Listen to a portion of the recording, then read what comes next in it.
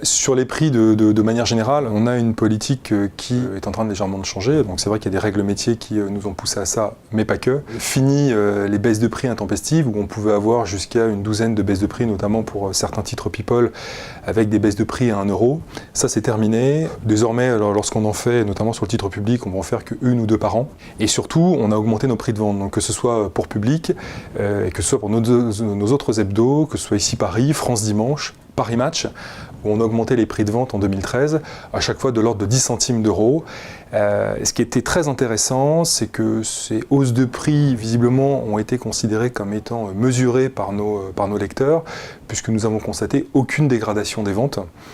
Et on peut dire aujourd'hui que sur ces hebdos-là, finalement, la baisse structurelle que l'on constate sur les volumes vendus est compensée par l'augmentation des prix de vente. On a mis en place l'année dernière une série de 4 à 5 études, je crois, qui couvraient un peu tous les développements possibles qu'on pouvait envisager. Donc l'étude des tickets de caisse permet de voir dans quel univers de presse on est acheté, donc avec des choses très éloignées de nous en termes de contenu, mais totalement cohérente sur la cible CSP+, urbaine, qui a plutôt fait des études et qui peut se permettre de payer un magazine 6 €. On avait établi préalablement avec Prestalis le fait qu'une augmentation du prix ne serait pas dissuasif. Tout ça crée comme ça une sorte de profil de lectorat qui est très précieux pour nous, précieux pour la vente au numéro forcément, et précieux aussi pour toutes les prises de parole web, toutes les actions de communication qu'on peut faire par ailleurs.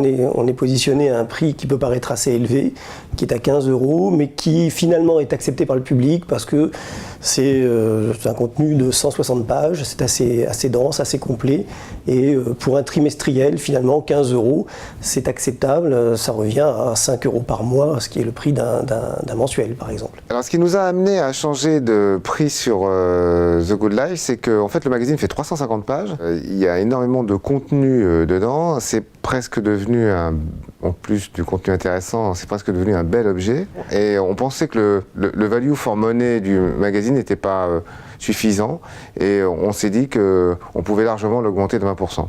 C'est ce qu'on a fait, puisqu'on est passé de 5 à 6 €. L'objectif, c'est de gagner plus d'argent par numéro vendu, bien évidemment. Il y a un deuxième objectif, c'est que comme The Good Life est un magazine de luxe, ça renforce le positionnement dans le luxe du magazine, dans le milieu des magazines masculins.